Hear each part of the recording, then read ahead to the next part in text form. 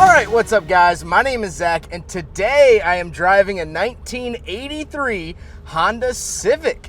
Up front is a 1.3 liter inline four and down below is a 4-speed manual transmission. Now I am super excited to be driving this here Honda Civic for a couple of reasons, but mainly the fact that this is the oldest Civic I've ever done. I've done a bunch of Civics. Yesterday's video was a different Civic. Last week I did a Civic Si, but now this is sort of the grandfather. This is really part of the genesis of what we've come to know and love as the Civic today. This isn't the original Civic. This is actually the second generation Honda Civic. However, it's still a crucial part in the Honda Civic's history, and that's why I'm excited to drive it. But before we get on to anything else, I have a website, zackpradel.com, where you can buy stickers like this retro sticker pack or big friggin' bottle sticker, both with free shipping. You could also submit your own vehicle to be reviewed by me through a quick and easy submission form, and you could read my behind the scenes blog to see what I'm filming before it comes out on the channel.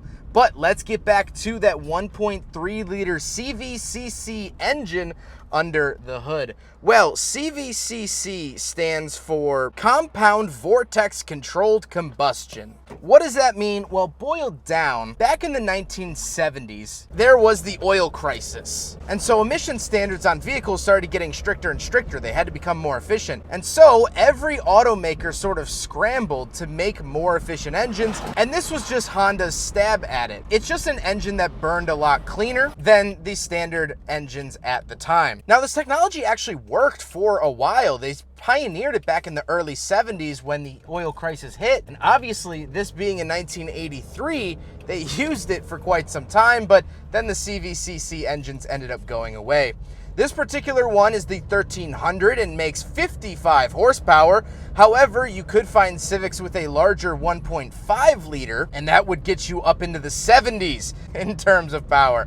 These are not powerful, quick, or really that agile of cars. However, they were basic little entry-level economy vehicles, and so for that purpose, it does that pretty well. Like I said, paired to a 4-speed manual transmission, and I gotta say, gotta be honest, it doesn't feel great. Now, yeah, this car has 125,000 miles on it, but a lot of 90s and 80s and modern Civics, no matter the mileage, the transmissions still feel nice. I've always boasted about Honda manuals, and yet driving this, I can't say I'm particularly impressed. It's actually very stiff to get in and out of gear. It doesn't feel like it wants to shift, which is so different to modern Hondas. Really, really interesting to feel.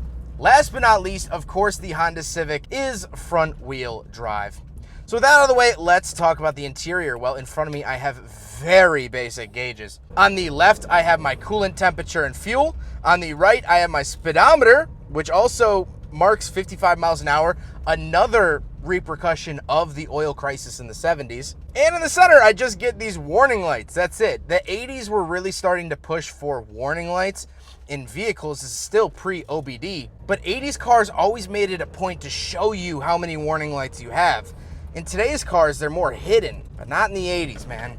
On the steering wheel, I don't have anything. Of course, no airbag, but I do have 2 little horn buttons, and that is it. Off to the left, I do have a climate control vent and a nice little holder, right now being used for fuses.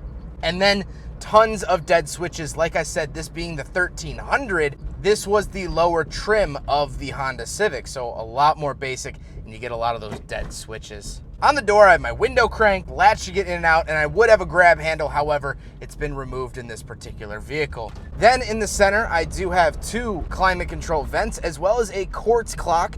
If you're curious about what a quartz clock is, I do have a separate video on that. I'd highly recommend. And then I get this nice little shelf. Modern times, you can put your cell phone here, but obviously back in the day, probably for your cassettes. Then I have the climate controls. I do have AC, which is fantastic, as well as recirculating high, low, and vent. Very, very basic. However, the AC is a very, very nice touch here in the Civic. Then I get my little radio. I do have a cassette player, which is auto reversing, which is nice. This is not the factory radio, and it plays music, and sometimes that's all that matters. Then I get a bunch of dead space on the floor for the transmission tunnel, and of course the transmission itself. Like I said, I am not in love with this shifter feel. I'm really, really not. And that's sad because I love Honda shifters so much, and this is unfortunately not a good one. But then I have the parking brake, and I don't have any cup holders, meaning the 1983 Honda Civic fails the big friggin' bottle test. Now, the seats are nice and comfortable. These are seat covers, of course. However, the actual feeling of them, sitting in them, sinking into them, is very pleasurable and something I would expect out of an 80s vehicle. And that is exactly what I get. But speaking of seats, we do have back seats, so let's go do a back seat review. All right, so we are now in the back of the 1983 Honda Civic. The actual seats back here aren't bad. And putting the seat up, I could actually sit back here decently. The headliner is starting to touch my hair a little bit. I'm 5'11", not super small, so like a kid back here would have a field day. You could sit very, very comfortably back here as a child, or just not being a large man like me. And that's really, really impressive. And that's something that has carried through since apparently 1983 at least, on through modern Civics, is that they still give you good backseat space. I just got out of a 1991 Honda Civic, and I was still impressed with the backseat space. I'm not in love with the fact that it is a coupe. Getting into coupes is just a pain. However, it can be done, and honestly, if someone was like, hey, ride in the back here, I wouldn't really throw a fit. That's nice to say. Honestly, I'm more comfortable back here than I am in a new BMW 3 Series. The 330i was bad. So this is definitely pretty good. Let's go hop around back, take a quick look at the trunk and cargo space, and then we'll talk about the looks. All right, so we're on the back of the 83 Civic. Something that I love is that you unlock it there, but then you get this nice little pull tab, and you can pull it up. Now, not tons and tons of space. However, this is an economy car, and you do get some space behind the seats, and you can push these seats forward if you want to, and that actually opens up a ton more space. So that is definitely very 80s car with a giant hatch. And for a smaller vehicle like this, I honestly can't complain about the rear cargo space. Now we gotta talk about the looks, and this is hands down my favorite part of the 83 Civic. It's square body. It's different than any other Civic we saw since then. It's very polarizing and different. And when was the last time you saw one of these?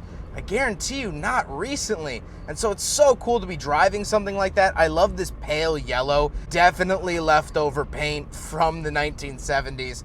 Of course, single stage paint as well, so the California sun out here has not been kind to it. However, I love pale yellow cars. There's just something about it.